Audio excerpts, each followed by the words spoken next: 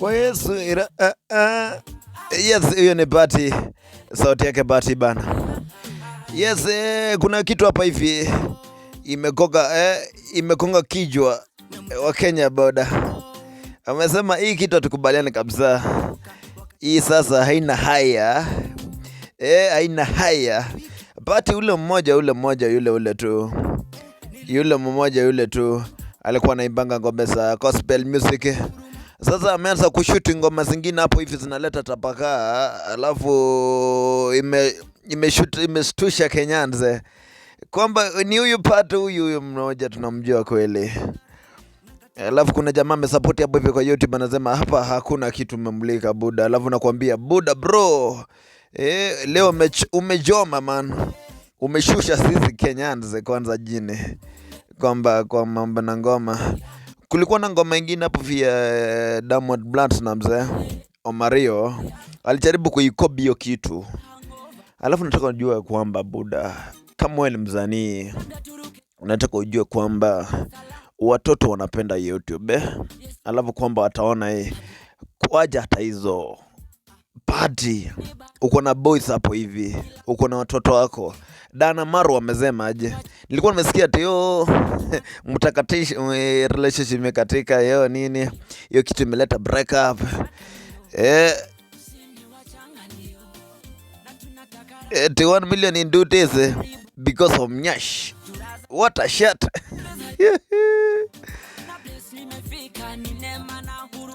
Nataka hapo hivi anaitwa Goya Joshua. Akasema this is the kind of music that should not be given space in Kenya. Yes, I support that also. Alafu kuna jamaa anaitwa Dorin, kuna babies anaitwa Dorin hapo hivi akasema imagine his kids watching such a song. Pick a like kama unataka hii song to be banned. Man, toa hii man. Alafu kuna jamaa anaitwa, kuna baby sana anaitwa Benina Mjiri. Akasema mwenye ana feel aipo akiwaje mkono juu imebidi sasa ni switch next to juu watoi what the fuck. Bose mbona ushinini guide your friend man. Guide mtu wako Buda. Hapo imejemuka noma sana.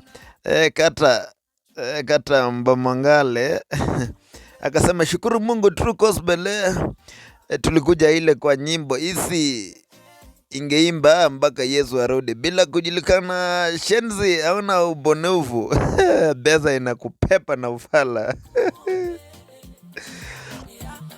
Inakwambia hii kitu imepikwa marufuku na Kenyans. Wamekataa kabisa. Kole kama wewe unakubali hapa hakuna kitu ni matako Nyash. Utaniletea. Imetuleta huko weka like tukisonga. Hizo ni mambo tuna Bahati room but bro. Alafu kuna jamaa anaitwa Simon. Anaitwa Simon huyu jamaa.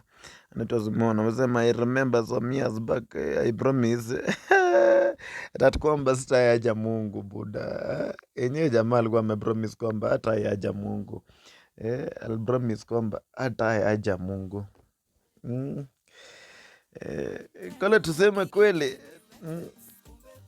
Lakini yenyewe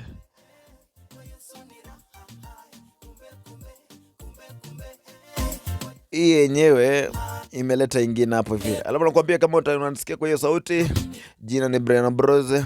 Pita na like, subscribe for my YouTube channel. Na utuambie kwa comment section kama una support vile Kenyans anasema zaidi. Guzo ngomage Bahati Kenya, the only tajiri in Kenya. Msanii competitor wali baze is work on again.